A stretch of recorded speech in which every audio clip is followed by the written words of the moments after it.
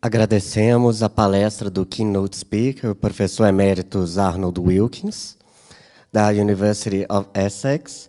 E agora passo a palavra para o Dr. Ricardo Guimarães, do Hospital de Olhos de Minas Gerais, Clínica Dr. Ricardo Guimarães, para proferir a palestra Análise do Passado e Novas Perspectivas na Neurovisão.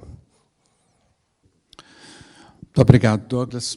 Entramos aqui estimulados depois de ouvir essa excelente palestra do professor Wilkins, que sempre traz algum tema relevante, muito interessante. E a nossa proposta hoje seria de realmente falar um pouco sobre um trabalho. Nós estamos comemorando 10 anos de atividade, e nesses 10 anos percorremos um caminho, criamos uma história de pessoas, de trabalhos, de conquistas, de enfrentamentos. E eu vou tentar passar um pouco aqui um casamento da nossa experiência como instituição, como também um pouco da evolução da própria neurociência, e daí veio a proposta de fazermos uma análise do passado e mostrando a perspectiva da neurovisão para o futuro.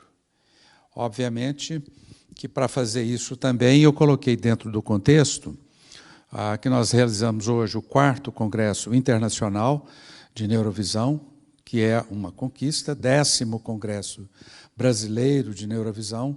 Quando a gente chega na casa da dezena, é sempre bom fazer uma comemoração, é uma espécie de bodas, e isso marca também 14 anos de existência do LAPAN, Laboratório de Pesquisas Aplicadas a Neurociências da Visão. Mas, por trás disso, nós temos 17 anos de atividade em neurovisão, o grupo que aqui começou.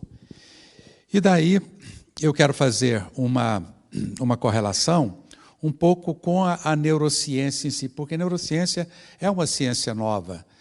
O nome neurociência foi cunhado em torno de 1980. A nossa vivência, o começo da neurociência, ela está relacionada com a década do cérebro, que nesse período de 1990 até 2000, ela foi um período que nós vamos falar dela um pouco à frente, foi marcada por muitos desenvolvimentos. Depois nós temos uma pós-década do cérebro e, na sequência, nós temos o período de hoje. Essa é a linha do tempo que eu vou traçar. Década do cérebro, pós-década do cérebro e hoje o que nós vivemos. A década do cérebro foi de 1990 a 2000. Foi uma época onde vários incentivos científicos foram criados de financiamento, especialmente nos Estados Unidos, mas logo em seguida nós tivemos também instituições similares criadas no Japão, na Austrália, na Europa. E nosso conhecimento do cérebro aconteceu porque foi nesse período que se desenvolvem os primeiros equipamentos de mapeamento cerebral, como ressonância magnética, a tomografia cerebral, que nos permitiu visualizar o cérebro em tempo real e muito mais no momento de que você está executando tarefas específicas, como leitura ou vendo uma imagem, que nos permitia, então, fazer uma correlação entre a tarefa que estava sendo executada e aquilo que você via no cérebro. Então, a capacidade de podermos ver o cérebro ao vivo e em cores foi dando origens a conhecimento, e que conhecimento esse que deu origem à criação de várias disciplinas que passaram a se interessar para fazer a correlação com seus campos específicos, como a neurogenética, a própria computação, que se tornou, junto com a neuroinformática, indispensável para a análise de tantos fenômenos, e daí neurociência cognitiva e o desenvolvimento, inclusive, de novas tecnologias que permitiram novas abordagens diagnósticas e também terapêuticas que passaram a ser adequadas para um grande número de patologias ou distúrbios neurológicos que podiam ser examinados dentro daquela condição específica. Depois da década do cérebro de grande desenvolvimento, nós temos a década posterior. Aí nós já estamos na linha de tempo 2, no segundo tempo, em que, com esses desenvolvimentos, nós passamos a ter uma aplicação e a criação de outras áreas que passam a trabalhar, como a gente sempre insiste, de uma maneira multi- e interdisciplinar.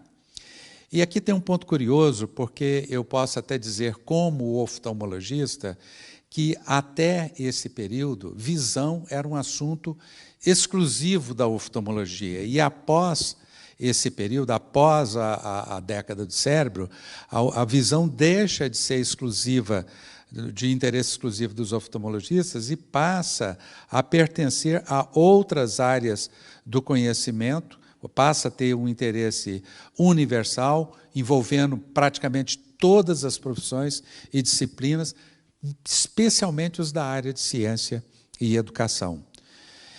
E, junto com os neurocientistas, eles começaram, então, a agir de uma forma cada vez mais interdisciplinar, desenvolvendo projetos de pesquisa, buscando objetivos comuns até então impossíveis ou impensáveis.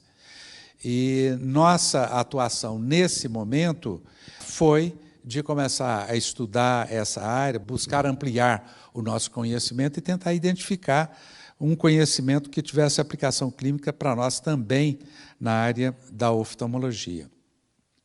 E aí nós entramos, então, nesse período, no que nós podemos chamar de a adolescência da neurociência, com o desenvolvimento de novas tecnologias, muitos avanços que nos permitiram buscar uma aplicação concreta. Mas nesse momento também da adolescência, e aí já é no período já entrado do século XXI, vem uma descoberta absolutamente inesperada e paradoxal. Publica-se em 2002, pela primeira vez, um trabalho pelo um pesquisador chamado Ignacio Provencio, mas também outros pesquisadores estavam envolvidos nessa descoberta de um novo fotorreceptor na retina, que eles chamaram de fotorreceptor intrínseco, Intrinsic Photoreceptor from the Retinal Ganglion Cells. E, de uma maneira resumida, com o codinome, com a abreviatura de IPR-GC. Bom, que nós estamos dizendo que em 2002 descobrimos, depois de 100 anos dizendo, depois de que Ramon e Cajal nos disse que nós tínhamos duas células fotorreceptoras, os cones e os bastonetes, o Ignacio Provencio fala, não, existe um novo sistema visual. E esse novo sistema visual não está relacionado diretamente à formação da visão. Não funciona com a rodopsina, funciona com a melatonina. A rodopsina é um agente rápido, eu te dou uma resposta imediata. E a melatonina me dá uma resposta cumulativa, lenta. E esse novo sistema visual, na realidade, é o nosso mais primitivo, evolutivamente é o primeiro que apareceu. E o objetivo dele é identificar a luz ambiente. Qual é o padrão espectral presente na luz ambiente para dizer ao organismo vivo, animal ou vegetal, a hora do dia, para que ele possa ajustar, sincronizar o seu relógio biológico com aquela hora do dia e, mais do que a hora do dia, também o dia do ano, porque na mudança das estações, todos os organismos precisam se ajustar para fazer a sua gestação ou a sua floração, no caso dos vegetais, a sua frutificação, em uma determinada época. Para dizer com muita simplicidade, nós estamos falando em uma parte do sistema visual que nos leva à sincronização do nosso relógio biológico.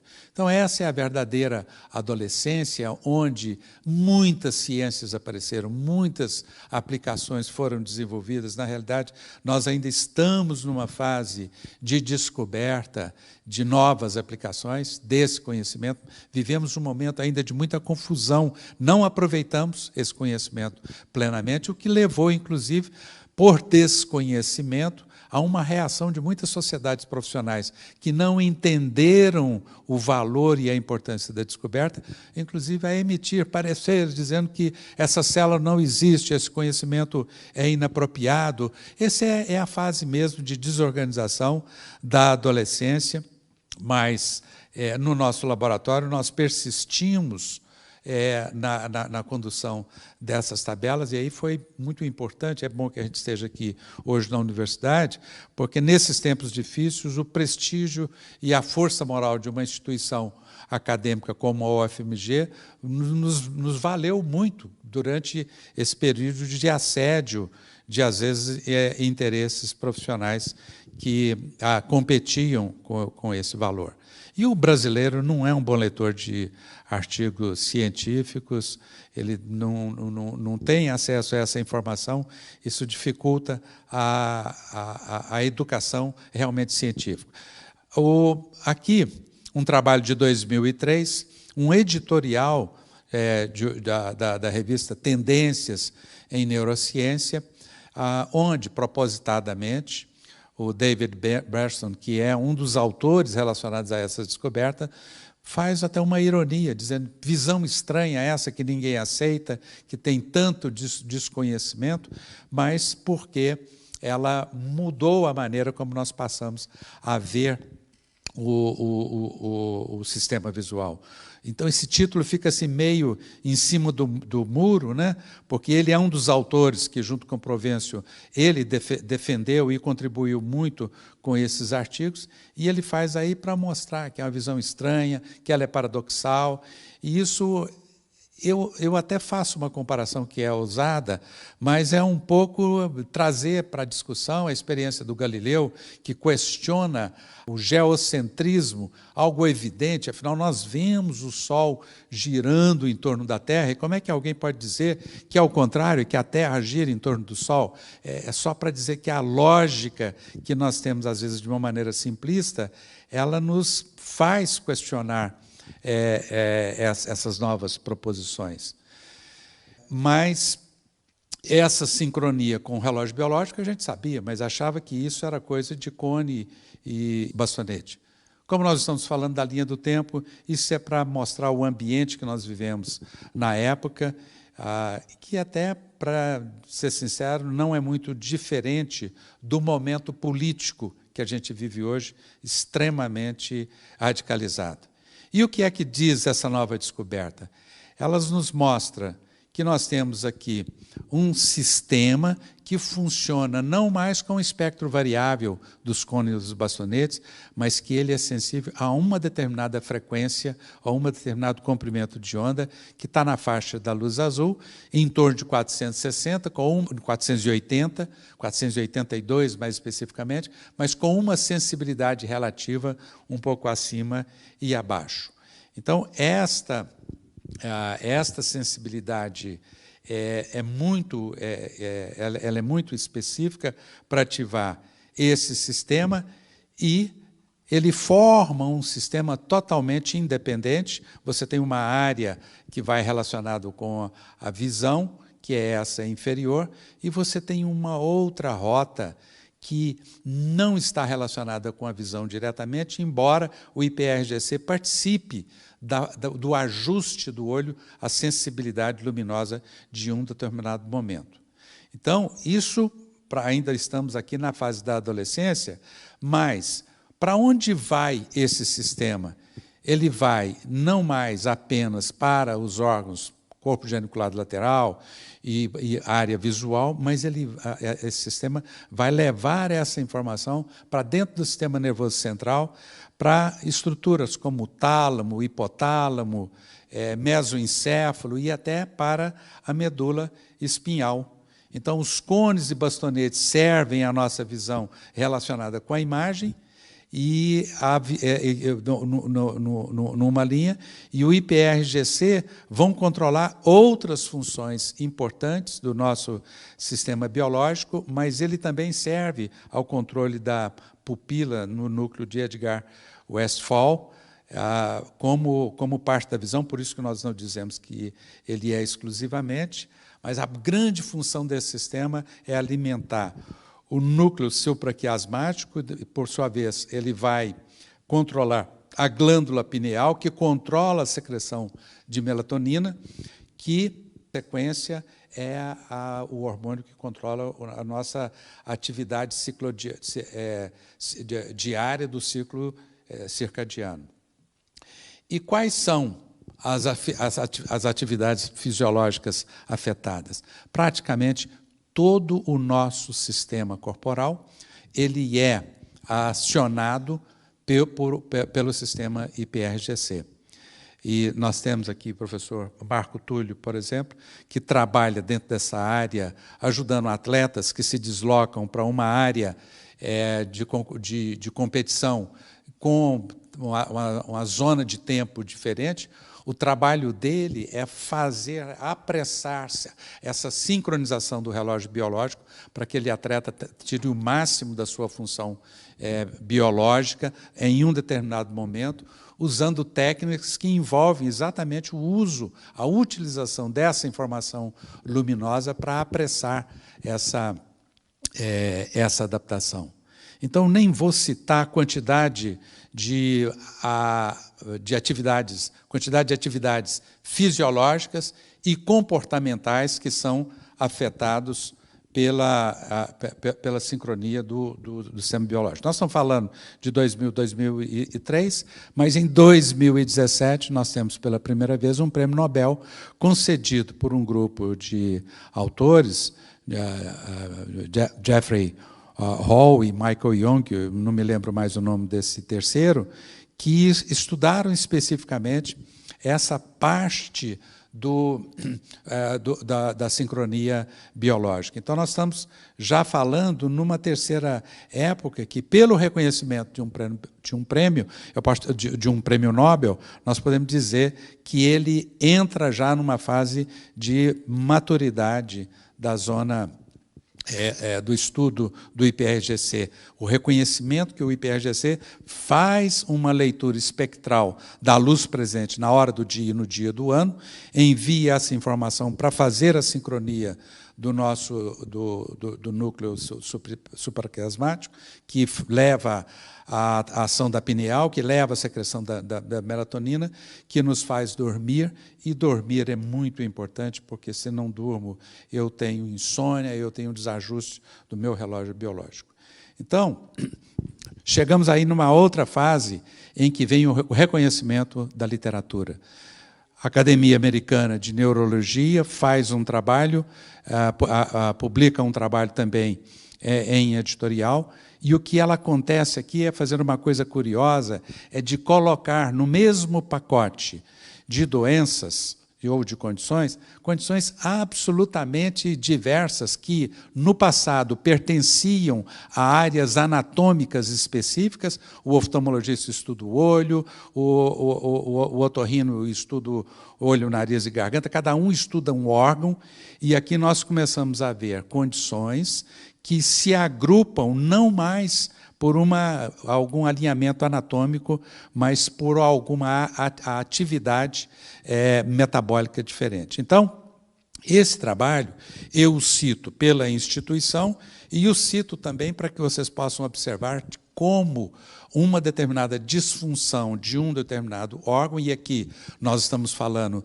da luz, que não sincronizando ou mal sincronizando o relógio biológico, vai produzir doenças que você nunca esperaria que estivessem dentro de um capítulo comum. Então, esse artigo não apenas reconhece a importância do sistema circadiano, mas enumeram essas patologias que só estão relacionadas aqui com essa condição de um fotorreceptor ativado por melanopsina, o que é estranho, porque sempre estudamos rodopsina, e num sistema que não está relacionado, é visão, mas não está relacionado com a imagem. E aí vem outros editoriais também, chamando a atenção pela mesma coisa, reforçando esse conceito. Bom, não vamos falar muito sobre o editorial. Vamos falar aqui agora da aplicação que eu considero a mais importante nessa área, que é o diagnóstico de doenças, a relação entre visão e os distúrbios psiquiátricos.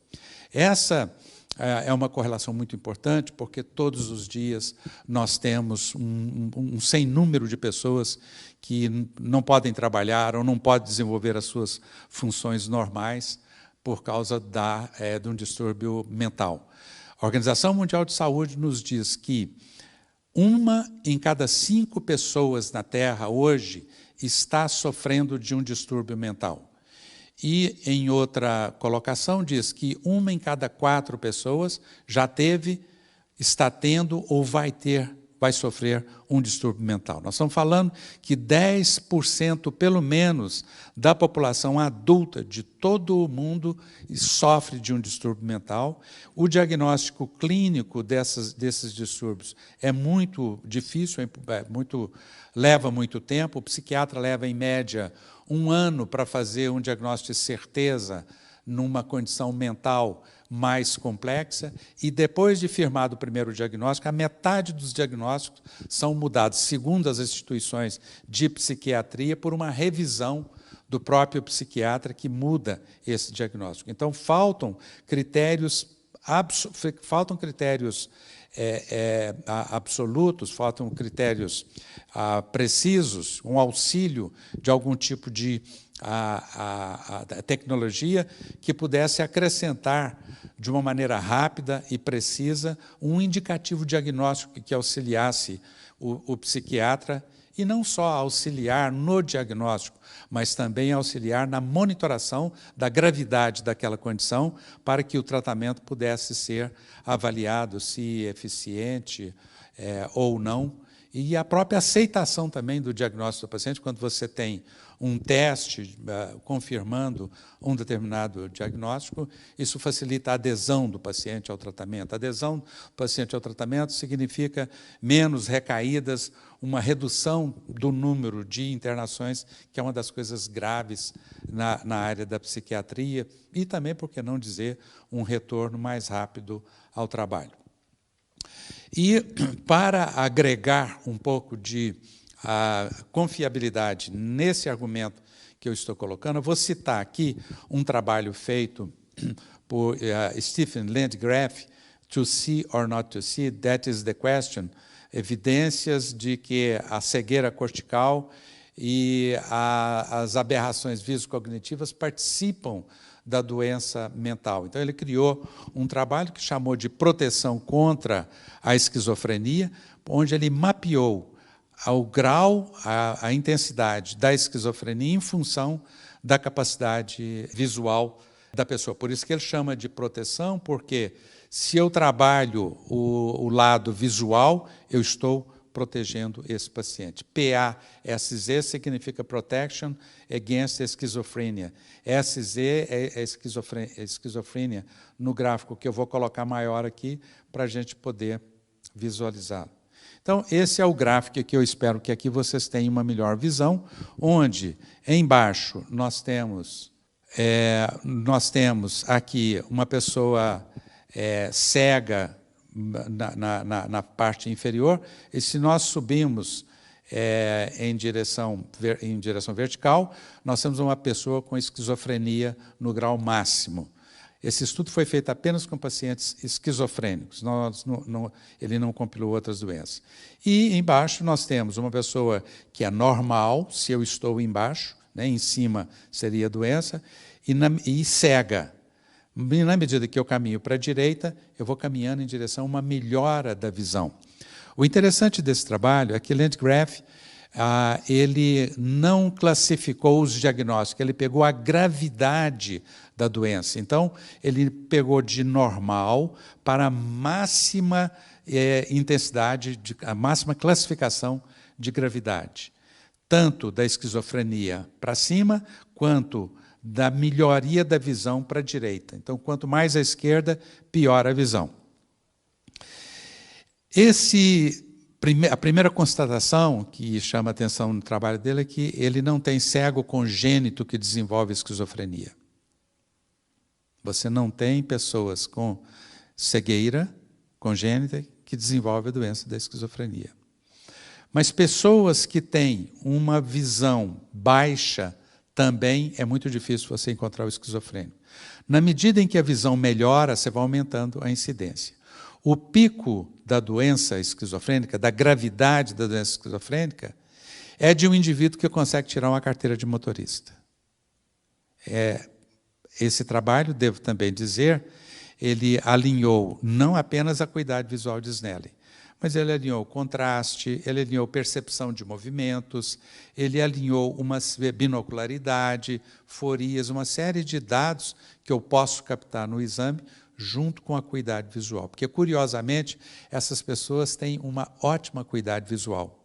Eles não sofrem pela acuidade visual, eles sofrem por outras condições.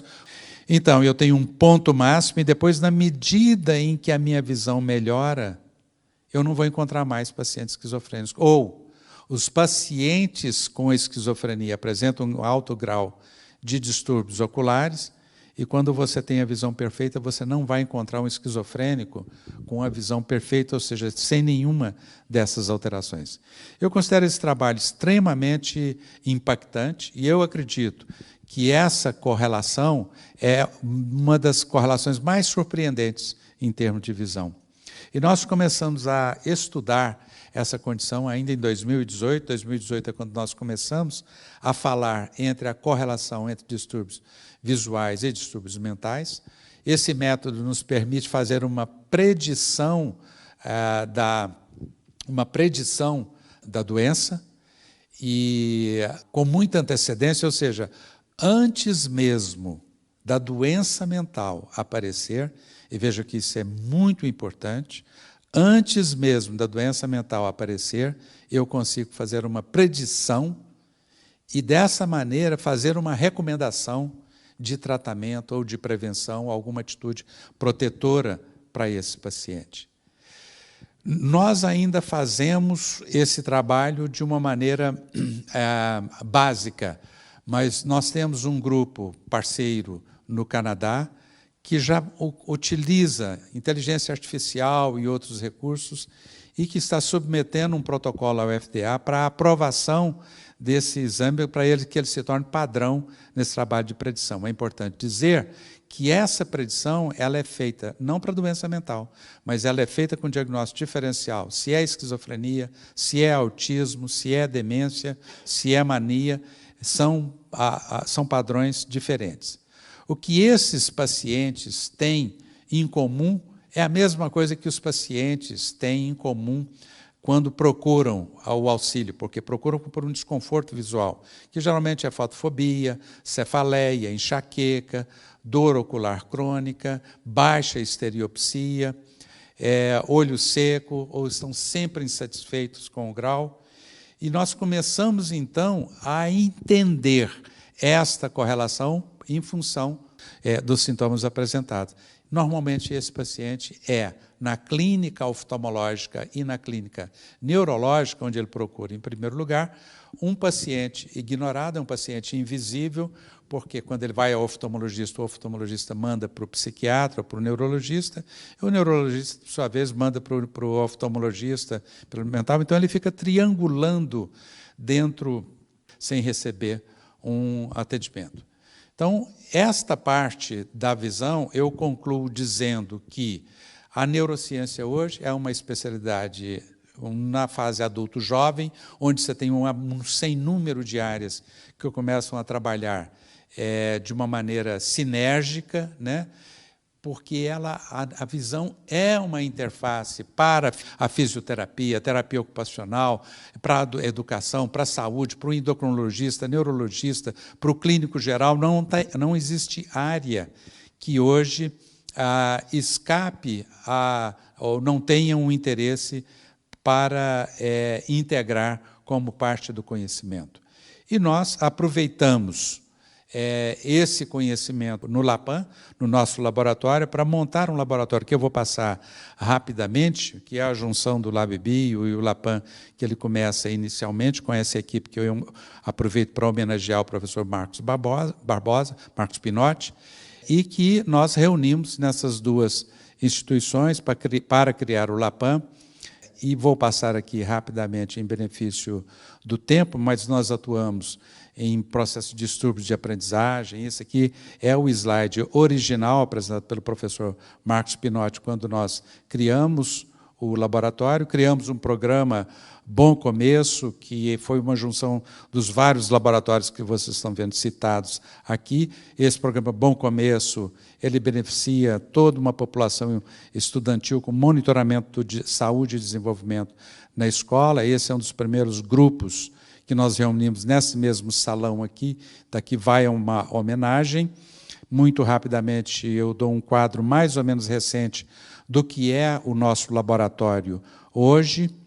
Pedi ao Douglas que fizesse uma compilação de nossas contribuições. Hoje temos 79 publicações científicas, vários trabalhos ainda sendo submetidos em diversos periódicos, 28 artigos em periódicos, 15 capítulos de livros, 10 organizações de livro em congresso, 8 trabalhos completos em congresso e 28 resumos publicados de congresso. E teses de mestrado e doutorado, de pós-graduação e graduação, num total de 24, muitos ainda estão por vir. E, com isso, em benefício do tempo, eu concluo, mas dizendo que, dentro do nosso período, nós soubemos acompanhar a maturação da área de neurociências. Nós buscamos hoje, o LAPAM é um laboratório que já saiu dos muros, dos limites do campus da UFMG. Nós temos parceria com a USP, nós temos parceria com a UNB em Brasília, nós temos parceria com a PUC, com várias universidades em todo o Brasil. E nós já formamos hoje, que passaram pelos nossos cursos com duração de 4 até 32 horas, mais de 6.000 pessoas de todo o Brasil. Eu acredito que essa é uma produção muito significativa. Da América Latina, várias, temos inclusive participantes internacionais. Eu acho que nós cumprimos aquilo que nós definimos como nossa missão na criação do LAPAM, desenvolver metodologia e tecnologia que pudesse servir para pessoas inicialmente com distúrbios de aprendizagem relacionados à visão, mas hoje nós temos projetos muito ambiciosos, como o trabalho que fazemos com o professor Marco Túlio, buscando levar a importância da visão, porque a visão ela é feita para a ação. Nós temos um cérebro que nos dá visão para a ação e visão para a percepção, mas a visão se desenvolveu principalmente para o movimento, para o controle do movimento, para o aprimoramento do controle motor. A visão de percepção é também importante para nos defender do perigo, para entender mudanças do ambiente, mas são dois circuitos visuais diferentes que devem ser valorizados. O oftalmologista, normalmente, ele valoriza a visão da percepção, por isso o teste do Snellen é útil na clínica oftalmológica, mas para a visão da ação, nós temos que entrar com movimentação sacádica, nós temos que entrar com outros critérios, que até o professor Wilkins nos enumera ali alguns, mas que são de extrema importância. E lembrando bem, nós vivemos hoje em um ambiente tóxico. A luz do LED é diferente da luz natural. Ela é diferente porque ela é uma luz cuja propriedade física, que nós definimos como coerência, que nos permite fazer um canhão de luz, difere da luz natural, que é incoerente, que se espalha. E nós não sabemos ainda como essa diferença da propriedade física da luz, da coerência, mas também em termos de timing, do tempo, de flicker, de intensidade, ela vai impactar a nossa saúde. Nós temos hoje um ambiente tóxico que está impactando a nossa saúde. Veja por aí o número de casos de distúrbios mentais, estresse que nós temos visto, e o número de casos de desregulação do nosso metabolismo. É um impacto muito grande na nossa saúde, que provavelmente nós vamos depender de muito tempo ainda para entender. Mas esta é uma ciência que precisa estar presente em todas as áreas da saúde e da educação, porque a força do LED, em função da economia, em função da qualidade de iluminação que se percebe é muito grande e ela provavelmente jamais vai ser desqualificada em função de algum benefício que não seja muito claro. Nós estamos aprimorando a iluminação de LED, mas hoje, quanto pior o LED, mais barato, quanto mais barato, mais se vende. Muito obrigado, professor Douglas, passo a palavra. Muito obrigado, Dr. Ricardo Guimarães. Agora eu vou passar a palestra para o professor Stephen Low, da University of New England, da Austrália.